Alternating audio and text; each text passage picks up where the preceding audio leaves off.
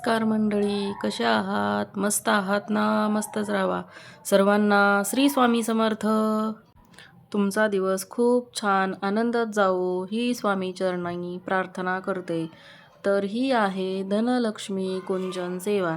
धनलक्ष्मी कुंचन सेवा आपण कुठल्याही मंगळवारी किंवा शुक्रवारी किंवा पौर्णिमा या दिवशी शुभ दिवस बघून करू शकतो. तर ही धनलक्ष्मी सेवा आपण आपल्या लक्ष्मी प्राप्तीसाठी, आपल्याला घर घ्यायचं असेल, आपल्यावर कर्ज असेल किंवा आपले अनेक काही कामं असतात ती अडकली असतील, तर ते होण्यासाठी आपण ही धनलक्ष्मी कुंचन सेवा करू शकतो. धनलक्ष्मी कुंचन सेवा ही खूप प्रभावी सेवा आहे. लक्ष्मीला प्रसन्न करणारी अशी ही धनलक्ष्मी कुंचन सेवा आहे. तर हे धनलक्ष्मी कुंचन मी ऑनलाईन मागवलं होतं आणि ऑनलाईन मागवल्यावर ते गुरुवारी आलं आणि गुरुवारी आल्यावर दुसऱ्या दिवशी होता शुक्रवार. तर शुक्रवारी होती एकादश. तर चला म्हटलं हे सेवेला आपण सुरुवात करूया. म्हणून मी शुक्रवारी ही सेवा केली होती. तर ही सेवा कशी करायची ते आपण ह्या व्हिडिओमध्ये पुढे बघणार आहोत. तर चला मी तुमच्यासोबत मी ही कशी पूजा केली ती शेअर करते. पूजेची मांडणी, पूजेत काय काय साहित्य लागते हे तुम्हाला मी सांगणार आहे. तर चला बघूयात.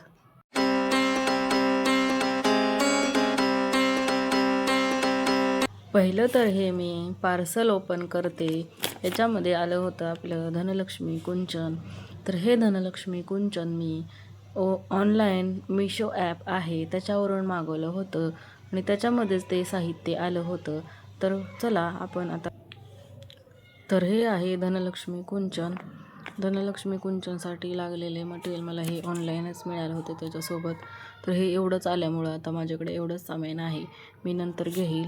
हे आहे लघु नारळ, त्याच्यानंतर हे लक्ष्मी कवडी आहे माझ्याकडे, हे लाल गुंज आहे, हे गोमती चक्र, हे पंचधातूची फुलं आहेत कमळाची आणि हे कमल बीज आहेत.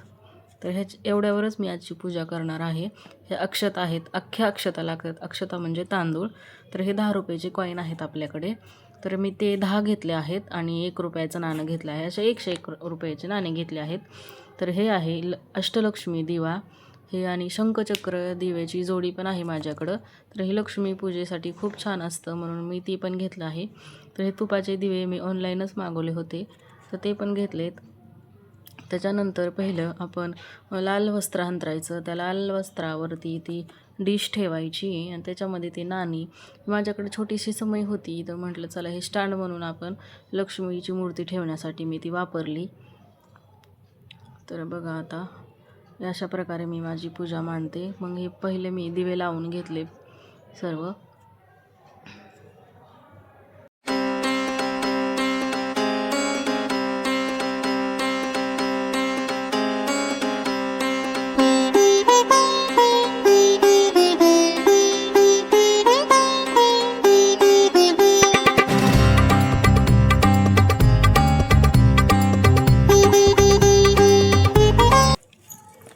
तर चला मी आता ती डिश मांडून घेतली. त्या डिशवरती मी कॉईनवरती आता हळदी कुंकू अक्षता वाहून घेणार आहे आणि त्याच्यानंतर आपल्याला हे लागणार आहे धनकुंचन.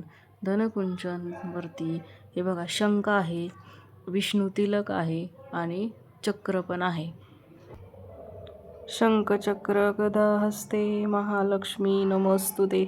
तर हे खूप माता लक्ष्मीला आणि विष्णूंना प्रिय आहे म्हणून आपण त्याच्यावरती हे चिन्ह दिलेलेच आहेत. तर त्याच्यामध्ये आता सुरुवातीला आपण पहिलं हळदी कुंकू टाकून घ्यायचं. त्याच्यानंतर थोड्याशा अक्षता व्हायच्या आणि म्हणायचं ओम श्री महालक्ष्मीच विद्महे विष्णुपत्नी च धीमहि तन्नो लक्ष्मी प्रचोदयात. त्याच्यानंतर ह्या लक्ष्मीच्या 5 कवड्या आहेत त्या पण आतमध्ये घालून घ्यायच्या आपण. त्या घातल्यानंतर परत तांदूळ घालून घ्यायचे.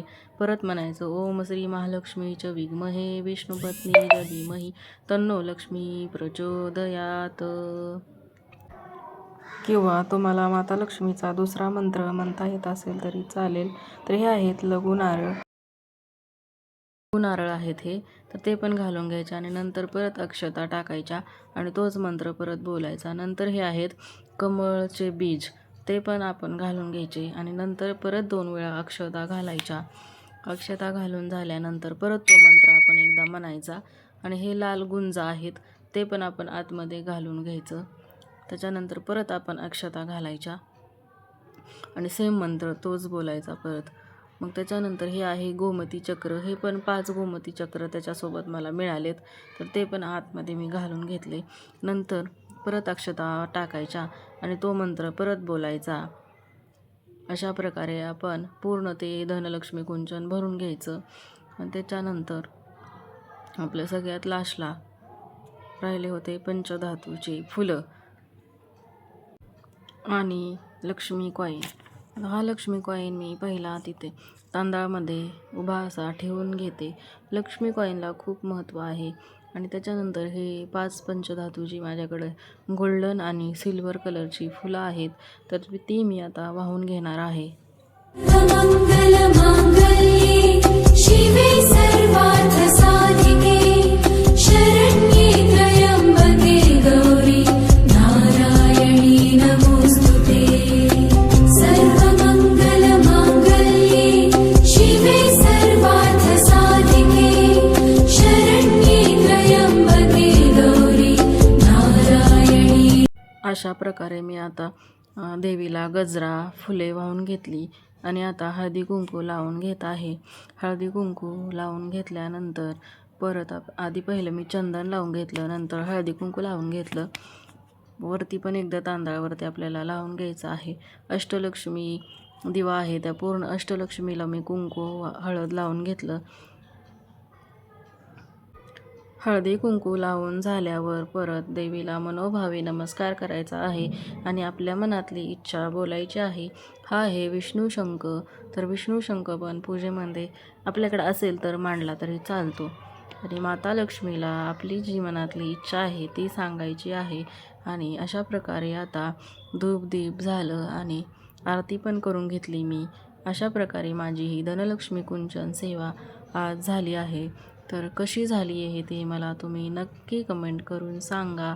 आणि तुम्हाला हे धनलक्ष्मी कुंचन हवे असेल तर मला नक्की कमेंट करून सांगा, मी त्याची लिंक तुम्हाला नक्की देईल. तर चला, तर मग आता मी माझी राहिलेली सेवा करून घेते. आणि श्री स्वामी समर्थ नित्य सेवा पुस्तक आहे, त्याच्यामध्ये पुरुष सूक्त, स्त्री सूक्त आणि स्वामी स्तवन आहे, ते मी आता वाचून घेणार आहे. तुम्हाला माझी सेवा कशी वाटली मला तुम्ही नक्की कमेंट करून सांगा. भेटू नेक्स्ट व्हिडिओमध्ये. सर्वांना बाय. श्री स्वामी समर्थ.